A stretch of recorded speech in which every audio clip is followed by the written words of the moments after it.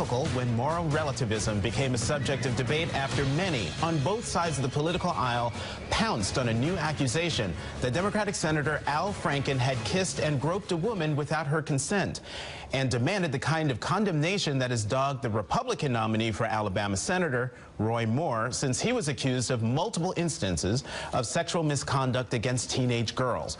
Now, both men are facing calls to bar them from occupying a seat in the U.S. Senate. But that is where their similarities end, because one has admitted to what, as far as we know, appears to be an isolated incident. He's apologized both publicly and in a personal letter to the woman he assaulted. Franken has welcomed accountability, even calling for a Senate Ethics Committee investigation into the allegations against him. He also, for what it's worth, has the support of former aides and co-workers dating back to his days on Saturday Night Live, who note his consistent record as a defender of women's rights. The other man who stands accused faces on-the-record claims from 9 women, most of whom were teenage girls at the time. They say he targeted them with unwanted sexual advances. One of them was 14 years old. Another was 16 when she says Roy Moore sexually assaulted her. Local residents of Gadsden, Alabama, around the time of the alleged incidents, told The New Yorker that Moore had been banned from a mall because of a pattern of harassment of teenage girls. There's been no statement of responsibility from Moore, who has denied the allegations as politically motivated, and through his attorney has sought to discredit at least one of his accusers. So if we can recognize the difference in the offenses committed by these two men and how they've responded, should we also recognize a difference in how to hold them accountable? Joining me now are MSNBC political contributor Jason Johnson, Jennifer Rubin, opinion writer for The Washington Post, and Anousheh Hossain, contributing writer for Forbes magazine. Thank you all for being here this morning. So, answer that question that I set up this segment on. Jay, let's go down the road. Should they both be held accountable? Of course they should. They both committed heinous acts. Okay, look, the fact that Tweeden has said, I accept his apology and I don't necessarily think he should leave office. Look, there may have been other people we haven't heard that Al Franken has done this too. He should be held accountable, but we're talking about different situations here. Al Franken is in office. If someone wants to bring legal charges against him, Tweeden can do that, but the voters have to decide if that's the kind of behavior that they want in office down the road. Roy Moore is not in office yet. People have an opportunity to say, if you've done this for 30 years, if you trolled high school in custody battles for dates, we don't want you. So it's a different situation as to who can be held accountable. Jennifer? I think it's the difference between zero tolerance, meaning you don't let these things go by, and then a gradation in terms of what's the offense. And listen, Al Franken's going to have to go before the Ethics Committee. They're going to make a determination. Frankly, if this is the sole person, no other woman has ever been physically accosted by him, then perhaps something less than expulsion is the appropriate method. It's another question whether he should, when he stands for re-election, the people of Minnesota would put him back. Right. Anousheh? I completely agree with Jennifer. We have to have a zero-tolerance policy, but also it can't be, oh, who is less rapier? What situation is better? Right. I do agree that we should have zero tolerance, and we have to have a standard because we can't be selective with our outrage. Now, the one thing here, we've got the 9 accusers of Roy Moore on the record saying he's done this. Meanwhile, Leanne Tweeden, the woman to whom Senator Franken apologized, well, she had this to say on The View. I wasn't calling for his resignation. I wasn't calling for his career to end. I didn't want any of that. I just wanted to shine the light and stand on the shoulders of these other women to go, this is not right. He has fessed up to it, and he apologized. And I sincerely think that he really, I think he took in and realized, man, that he looks at it now and says, I'm disgusted by my actions. What's interesting here is, so she says he's apologized, I accept that, but the one thing she just said is he fessed up to it. And that seems to be one of the things that Republicans, and particularly the White House, is latching onto to say, aha, he's fessed up to it, he admitted it, and yet Roy Moore hasn't, the president hasn't. That makes no sense to me at all. It's the opposite. And it doesn't make it okay as well. It's like, oh, just because he hasn't admitted it, that makes it okay. This is the sheer hypocrisy. Here we can talk about how the parties are approaching approaching this issue differently, because yes, what Franken did was wrong, but he acknowledged it. He apologized, and his victim has accepted it. Why are we still debating if child molestation is bad or acceptable on the Republican side? And I don't understand. Roy Moore has constantly had this thing of like he's going to not only attack his accusers, but you got to bring out Sherlock Holmes, and I want to see the handwriting. It wasn't a yearbook. It doesn't make any sense. It's like, look, either you did it or you didn't. Let's move on with this and have the voters hold him accountable. Look, I'm just going to say this up front. No one else has come forward about Al Franken. I think that kind of behavior, it's unlikely to me that that's the only person he was kidding around with. We don't know. No one else has said anything. But Roy Moore, we've got 9, right? And that's something that should be taken seriously. And, you know, this is typical Trumpian. You know, this is morality turned on its head. That if you confess, if you tell the truth, that you're worse than the president of the United States. Continue to lie and defame the women who's accused him. And I must say, you know, in this comparison, I don't for the life of me understand, Jonathan, why the Democrats keep harping on Bill Clinton, who has been out of office for 20 years. There is someone in the Oval Office right now who needs to account, who is very comparable in many ways to Roy Moore. And I think that's the comparison that we need to be making. Let's turn to Republicans who are in this bind, who, you know, Roy Moore is a problem. Well, seemingly, should be a problem for them. The Alabama governor, Kay Ivey. Let's take a listen to what she had to say. I will cast my ballot on December the 12th, and I do believe that the nominee of the party is the one I'll vote for. And do you believe any of the women that have brought accusations against Roy Moore? I certainly have no reason to disbelieve any of them. There's never an excuse for or rationale for sexual misconduct or sexual abuse. It bothers me. If it bothers you, does that at all go into your decision-making when you decide to vote for it? You consider all this information that you have, certainly it has an impact. But at the same time, the United States Senate needs to have, in my opinion, a majority of Republican votes to carry the day. So by that logic, let's reward this person. This is the thing that drives me crazy about all of this. Folks who have been lecturing the nation about morality and values are rallying around this person who should be just on paper a total affront to what they believe in. I love the hypocrisy when it comes to something that you really want, right? The sexual assault may be bad unless I want someone in power. Theft is wrong, but I really want this flat screen off the back of that truck, right? Like this is what we're talking about here. And the Republican Party as a whole erodes their brand when they engage in this kind of behavior. If this guy gets into office, they're all going to suffer. Right. And you know what? They almost have no authority on it. They have no moral authority on it. Why would you believe Trump's accusers, but you wouldn't believe Moore's? Why is Franken guilty, but Trump isn't? And if the Republicans really want to hold on to this morality banner, they have to address the big, fat, orange elephant in the room. Ooh, okay, and Jennifer, real fast. Listen, Donald Trump is the albatross around their neck. They may get lucky and get rid of Roy Moore. The people of Alabama may decide not to put him in office. But Trump lives on. And the question for every Republican is, why did you support him? Why do you continue to support him? And why would you ever recommend him for office again? Well, you know, we need to bring someone in here who knows all and is an expert in all this, and that is the person whose show this is.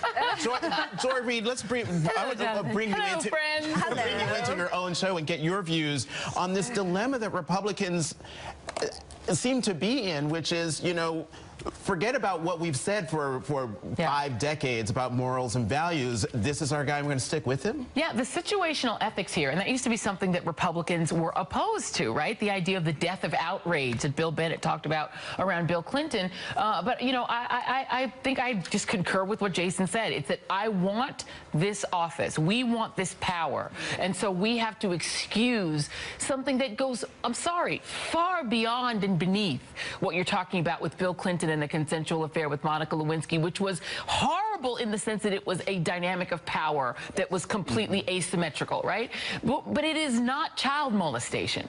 Okay, you're talking about the situation with Al Franken, for which he has repented and apologized, which the President of the United States has not done, with more than 15 accusers accusing him of that behavior or worse. So you have for Republicans literally an ethic that now says, as long as we get power, we literally don't care who conveys that power to us. That person can be Donald Trump and brag about assaulting women, but we get power. That person can essentially have been accused by 9 women of assaulting when they were children, but we get power. That person can be banned from the mall because they were too creepy to walk around the mall, but we get power. And so literally whatever it is we said were our morals and values are irrelevant because we get power. So, you know, wait one second. So yesterday, in what is always you always have an epic interview. Yeah. And yesterday you had an epic interview with Mark Burns on yesterday's edition of AM Joy. Just take a listen to this one thing. We need to be wise with due process. I mean, what due process could there be? This isn't going to court. All of our candidates to be morality, but morality is not the only qualification for leadership. Oh, it's not. The fact of the matter is, we're discovering that throughout the history of the Bible, or throughout the scriptures, we discovered God had used so many immoral people. He then threw Dr. King under the bus. Yeah, I noticed that too. Yeah, he kept going. He threw Dr. King under the bus. He threw David from the Bible under the bus, and he essentially said, well, all these people have various sins. None of them were child molesters, but all these people have various sins, and so therefore sin is sin is sin and doesn't make a difference. You know, but the problem with that sort of connotation coming from a pastor, I think that's what made it worse. Right. You had A.R. Bernard sitting there next to me, sitting as you are now, who reminded our friend, Mr. Burns, Reverend Burns, that David wrote the Psalms in repentance of his sins, not in celebration of them. Donald Trump celebrates his sins and says he never prays and never asks for forgiveness. And people like Mark Burns are foursquare behind him. The idea that they can say that the person who repented, Al Franken, should be fired, but the person who boasts of his sins, Donald Trump, should be hired, and the person who simply denies his sins and calls his accusers all liars, Roy Moore, accused child molester, should also be added to the United States Senate. It's complete hypocrisy. So let's go to the control room, element number 6. And I want to talk about the overall problem that this poses for the Republican Party. And Senator Jeff Flake of Arizona got caught on a hot mic speaking truth. Become the party of Roy Moore and Donald Trump. We are toast. Jennifer. They are the party of toast because they are the party of Donald Trump. And to Joy's point, this was the natural conclusion of a party that would stand beside and behind a heinous individual like Donald Trump. Once you've done that, you will accept anything. Child molesters, murderers, there's no end to it. So they have absolutely made a pact with the devil. They're now stuck with him.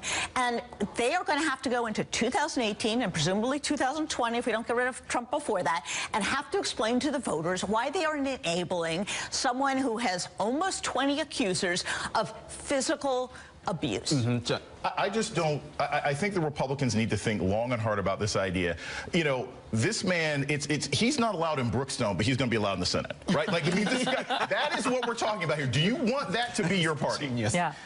We shouldn't get, I'm worried that we're going to get distracted, because the most important thing to remember in all of this is that sexual harassment and sexual assault are not partisan issues. Right. Breaking news, Republicans and Dems were equally capable of being misogynistic and abusing women. But we're talking about now. We can't, Bill Clinton is not in the office right now. John F. Kennedy is not in the office right now. We have to talk about the present, and that's Trump and more. And let's remember that Bill Clinton was held to account. Yes. For, I mean, $70 million was spent holding Bill Clinton to account for that affair with Monica Lewinsky, and there was a forensic examination of his life that went along with that whitewater to Lewinsky investigation. And he was impeached. And he was impeached over it. So if you want parity, then should not Donald Trump be subjected to a forensic? If Republicans want to be consistent and they want to use Bill Clinton as the standard, then if Bill Clinton is going to investigate one, we investigate the other. Let's investigate Trump. But we have to talk about another victim in all of this, and this comes from AL.com. Some pastors stand behind Roy Moore, and they're citing a war on men. This is a quote from Pastor Franklin Radish of the Capitol Hill Independent Baptist Ministries. He told AL.com that the spate of accusations against men in politics, Hollywood, and elsewhere was a war on men. Quote, more women are sexual predators than men, said Radish. Quote, women are chasing young boys up and down the road, but we don't hear about that because it's not PC. What in, please someone explain this to me. But, you know, I think part of it is that we forgot a lot of times, I think when we looked at the Donald Trump movement, and so much of it was around race and around demographic panic, that we forgot that a big component of the Trumpian movement was this man movement, was this notion that women were out of place, out of the box, and persecuting men. The Gamergate piece of it, the 4chan piece of it, it was incredibly misogynistic. And part of that ethos is the idea that women are sinful in nature, that women cause men to sin. There are a lot of religions, unfortunately, that place the burden of sin on women and say that it is their sinfulness that actually triggers the sinfulness of men. And so that idea that women are the problem, that women are the Eve in the garden that's making Adam eat the apple, is just a core part of a religious diktat. It shouldn't dictate our politics. If that's beyond that, this insane belief. Go on. I'm so sorry. Beyond that, it's rape culture 101. It is. This is rape culture, blaming women for the sexual violence of men and normalizing men's sexual violence. I mean, from Eve to Monica, I mean, give us a break. And there is an element of this that's Alabama, and it's like making the argument that whites during the civil rights movement were abused because they have people in the street holding up traffic, and therefore the poor whites need our help and our sympathy. Real fast. I was already prepared for the war on Christmas. I didn't know there was a war on men. I guess we all need to be ready for war on and happy holidays. And on that note, I got to give Joy her house back. Thank you to Jason Johnson. Jennifer and Anusha will be back later on in the show, and so will I. Because after the break, Joy, she gets her show back. Take her show back. Stay with us.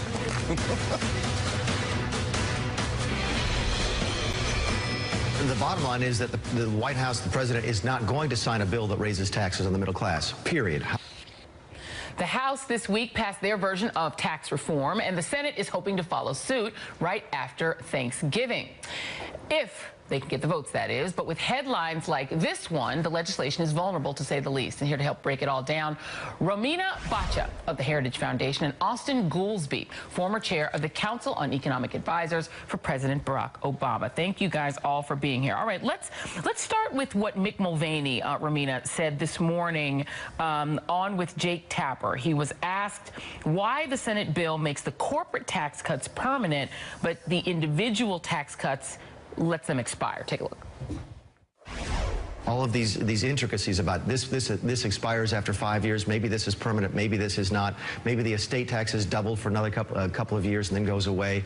Is to try and shoehorn the bill into the rules of the Senate because of the absurd rules in the Senate that requires 60 votes on just about everything. In order to get the 50-vote treatment we get under reconciliation, we have to follow these very specific requirements of the Budget Act of 1974.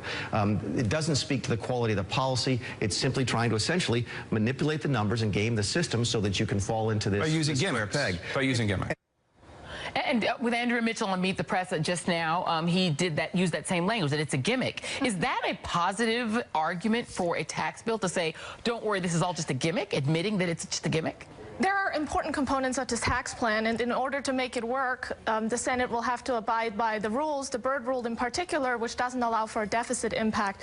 But it's also politically smart because this isn't the kind of comprehensive tax reform conservatives have been looking for. It moves in the right direction. Setting up these expiration deadlines allows lawmakers another bite at that apple down the road. But, you know, Austin, for the average taxpayer, first of all, who hears the budget director say that he's using gimmicks, but then also hears, oh, my tax cuts are temporary, but corporate tax cuts are permanent, why couldn't they do the gimmick the other way around? Wouldn't that be the argument that Democrats will make?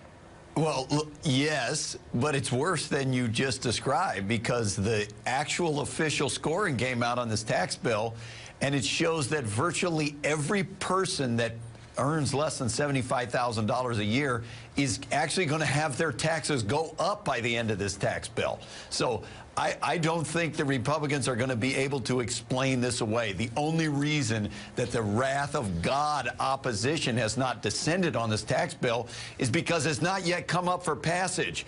If the Republicans think, or if the president thinks that he's going to get some easy victory here, I think all you have to do is look at what's in this bill, that it's going to massively raise taxes on students, on schools, on teachers, on people who are have large medical expenses, on homeowners, to recognize Nothing like this is going to pass through the Senate or is going to pass, even if it gets through the Senate or the House. And I mean, and that is the question, Romina, because you have a tax bill that the Center on Budget and Policy Priorities put out this chart, which I have near me, which you can look at here, but we'll also put it on the screen, that shows the change in after-tax income for all the various income brackets. And if you look all the way on the end, the people above $1 million get the benefits. It's going up for them, so they're getting more after-tax income.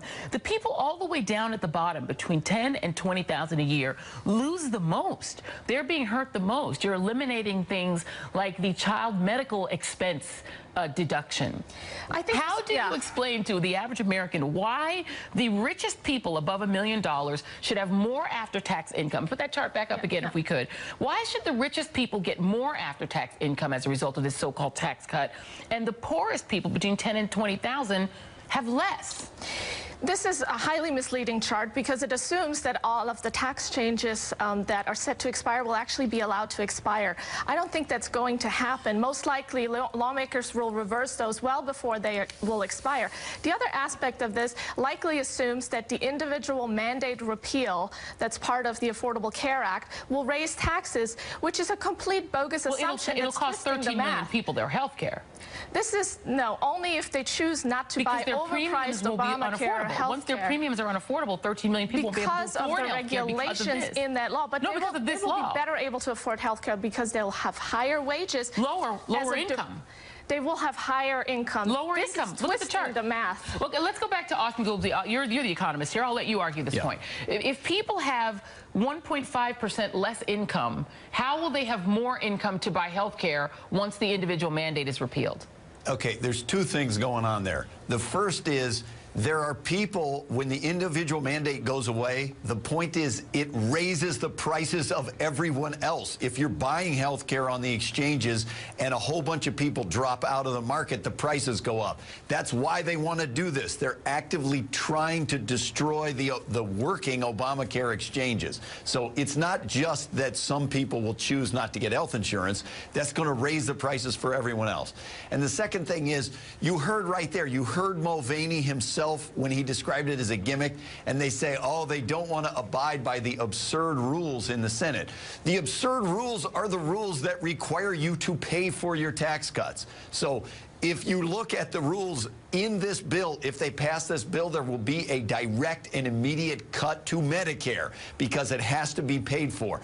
These aren't absurd rules. What's happening is they're trying to count on gimmickry and smoke and mirrors to get things through that they know if you put them on the table, no one would support. So what they want to say is, well, let us take large tax cuts and let us assume that in the future somebody will get rid of the tax increases and thereby sneak a camel underneath the right. I mean, you're basically counting on future Congresses to not do allow what you passed, these to expire, exactly. right? But how do you explain, I mean, to the average person, when you say we're going to do a permanent corporate tax cut, but because of pay-for rules, because we have to pay for it, we're going to cut Medicare, we're going to cut Medicaid, and we're going to have to trigger sequestration cuts that Mick Mulvaney, who is called Social Security Disability Income Welfare.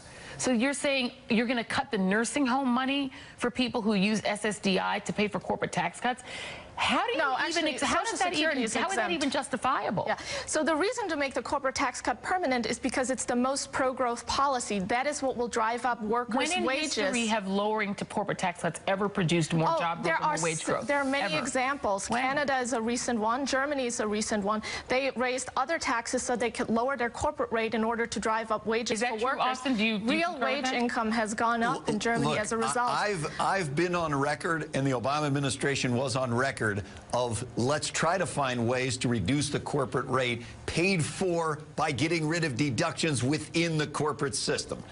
What does not make sense is let's pay for a big cut in corporate taxes and abolish the estate tax for billionaires and a bunch of other high-income directed things, and let's pay for it by taxing the middle class. That doesn't make sense, and that's what this bill does now. So that's why it's not going to proceed. Let me play that on that point about the estate tax, because only about 11,300 families in a country of 326 million people pay the estate tax because they have estates worth more than $5 million. Eliminating that would create enormous wealth for that 11,300 families, including the Trumps. But this is what Donald Trump had to say about the bill. Tax reform will protect low-income and middle-income households, not the wealthy and well-connected. They can call me all they want. It's not going to help. I'm doing the right thing, and it's not good for me, believe me. That's what he tells his supporters, and they, of course, believe anything he says. Look, but NBC News did an analysis that Trump and his own family could save more than $1 billion under this bill. How can that be justified for an ordinary American that could lose their SSDI? The death tax is one of the most anti-growth, the estate tax, death tax, whatever you want to call it, is one of the most anti-growth policies. And the numbers you have completely ignored countless families who plan their estates around this tax. When only that goes 11,300 those families efficiencies will go away. But those are family-owned businesses that have to sell assets in order to pay a tax bill because somebody in their family died. The Trumps, the Adelsons, and the Kochs. Are we saying that we need to protect the Koch family from the estate tax? The wealthy are going to pay higher taxes when this plan goes into effect. The wealthy are paying higher taxes. There will be more Americans that will not pay any federal income tax at all. I have the chart here. Put it up one more time before we go.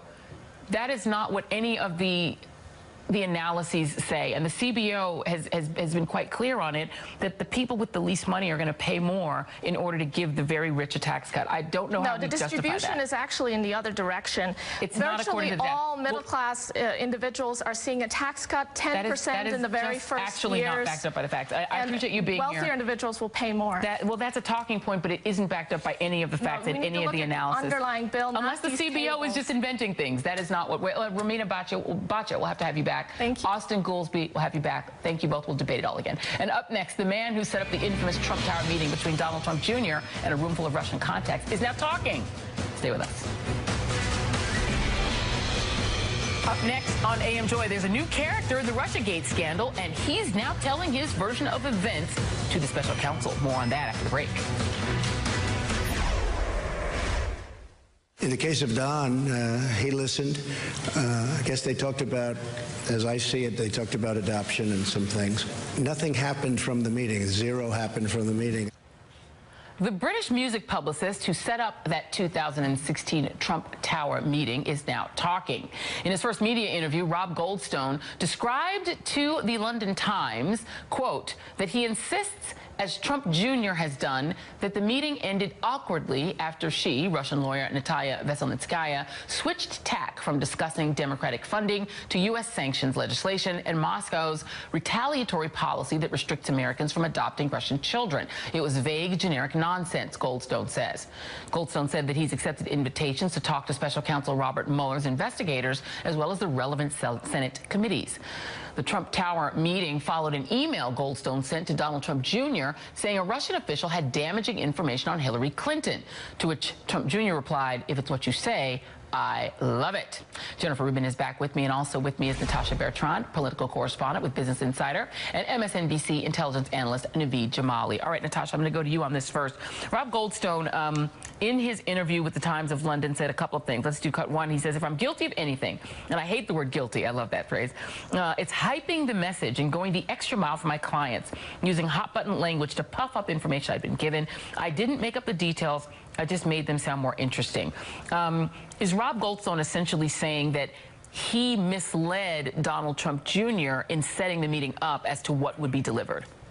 That's the excuse that he wants people to think happened. I mean, someone's lying here, because Rob Goldstone said in his email that the Russian, the crown prosecutor of Russia wanted to hand over this information about Hillary Clinton to the Donald Trump campaign. He was very, very specific in his email. So for him now to say that he was just hyping it up, that he was just exaggerating, really makes absolutely no sense, because he was working on behalf of his client, and he really didn't know anything about, the Russian government politics. So who was he to say, you know, to make up things like that? So the fact that his email was just so specific and said, we have dirt on Hillary Clinton and it's coming from the Russian government, it doesn't make sense why he would just make that up. And Naveed, you know, the Agalarov family, the son is a pop star, a budding pop star, and Rob Goldstone represented him. That's how he came into the mix, and he helped to, the Agalarovs helped to set up the Miss Universe pageant. Donald Trump was a part owner of Miss Universe in Moscow in 2013, so that's sort of the background to it. So Goldstone essentially says he was just a middleman because he knew both parties, brought them together. It was all really benign. And here's what he said when asked if he was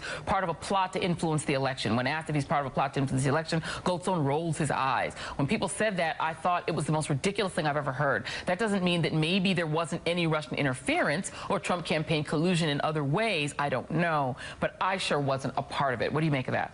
I think he's absolutely wrong. He absolutely was a part of it. Look, Joy, the reality here is when you take the forest from the trees for a moment here, and we look at this, this wasn't the Italians, this wasn't the Chinese who were meeting with all sorts of Trump associates. It was the Russians. There's a commonality here, and that speaks volumes. We also have the common approach of offering Hillary Clinton's email or opposition research. You know, I spoke to a retired FBI agent who said something very interesting. He said even if the Russians didn't have the emails, even if they didn't intend to give the emails to the Trump campaign, this was a test. It was a test to see what the reaction was. And the fact is that, you know, intrepid reporters like Natasha have been covering this very in-depthly. We have not heard of one Trump associate going to the FBI, going to law enforcement and saying, hey, I was approached by a foreign power offering to help me with the election. Joy, is that the standard that we're being held to now? That, like, the legal standard here, that when a foreign entity offers you help, you look at this as a legal standpoint? Where's the moral compass here? So I come back to that clearly the Russians were involved. Whether Goldstone was directly getting tasking from the Kremlin or not, he was clearly part of this larger operation.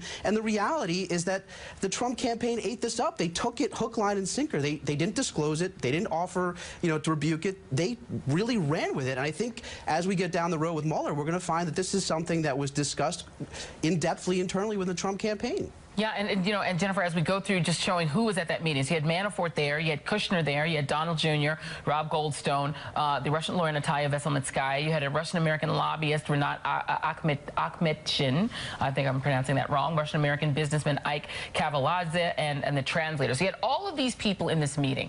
But what you seem to have at various points in the Russiagate saga, whether it's with Kushner, Don Jr., et cetera, or Manafort, are offers. Various people, some seeming more credible than others, saying, hey, I can get you either Hillary Clinton's emails, her missing emails, or dirt on her. And at all of these points of contact, or with WikiLeaks saying, we can help you disseminate her emails, is that the Trump campaign, at minimum, seemed very open to the idea of getting outside help from Russia to bring down Hillary Clinton. Absolutely. You remember Al Gore when the notebook was lost in the campaign? They turned it in. They came and said, you know, to give it to the FBI. Listen, this is not moral. This is not legal behavior. And then what's really not legal behavior is to lie about the meetings. And these were all so innocent. Nothing was said. It's just nonsense. Why do they have amnesia every time it comes to a meeting with the Russians? They remember everything else, but the Russian meetings, those are out of their heads. Yeah, they can't. They seem to have a blind spot when remembering things about Russia. All right, let's turn to the Christopher Steele dossier, because this is another point that has become an obsession with the Republicans on Capitol Hill as to who paid for it. They seem to be really obsessed with the idea of who paid for it, but the content of it, I think, is what's a lot more interesting. There's a headline in The Guardian, Natasha, that says that Christopher Steele himself, who helped do the research in this dossier, which was a series of basically research memos that he was putting together, that he believes it's 70 to 90% accurate. And I want to play you a soundbite of an author who spoke to Christopher Steele and a guy called Glenn Simpson, who's the head of a company called Fusion GPS, which was the company that put this all together. And this was an interview with our colleague Alex Witt yesterday. I think Glenn is also quietly confident that the dossier is right. I mean, he's taken a lot of flack and fire for how it came about and all the rest of it. And I think in a way that's missing the point. It's not about process. It's not about who paid for the dossier. The question is, did Donald Trump and his team collude with Russia? And I think the more we know, the more certain we can be to say yes, actually they did. A lot of secret meetings is the title of my book. And each week we learn of more interactions. And of course, this is what the KGB does. They try and penetrate, they try and target, they try and cultivate for their own purposes. I wonder if any of your sources on Capitol Hill, Republicans, are concerned that by focusing attention on the dossier, they may come to regret it because more and more of it will bear out. Absolutely. And, you know, experts that I've been speaking to that are in the intelligence community really warn against taking this document completely at face value. Sure. It was essentially an intelligence, you know, gathering assignment, and it was sent back to Fusion GPS for analysis, and then, you know, to be shared with people that it needed to be shared with. And it was shared with the FBI eventually. And the FBI, of course, has been taking it very seriously, according to my sources. And, you know, then they briefed Donald Trump about it. They briefed President Obama about it at the time. And that was a really strong indication that, hey, this is something that we really need to examine closely. This is not just, you know, a bunch of garble from some random guy that, you know, Fusion hired to dig up Oppo research on Trump. This is a very, very experienced former British intelligence officer who has hundreds if not thousands of sources inside Moscow from his work there over the course of, you know, several decades, who was really getting a lot of information that he found to be very alarming and that he thought he had to share before Election Day. And Naveed, is this the normal way? I mean, the way that this dossier was put together, having worked in the intelligence community yourself as a former FBI double agent, is this the way it works? Is this the way that information is gathered? Yeah, and Natasha's right. Basically what this is raw intelligence. So when we say it's correct, did someone in fact tell Christopher Steele this? Did they tell him that they saw a tape? Did they tell? Yes, I think that people did in fact say that. Without knowing the sources, we don't know how reliable those sources are. But look, the reality, Joy, is as things move forward, it does check out. Look, Russia was clearly involved in here. This is a legitimate document. It was done using intelligence processes. We don't know the specifics as to whether they're correct or not. But yeah, I mean, it is following the traditional intelligence community, you know, sort of collection capacity.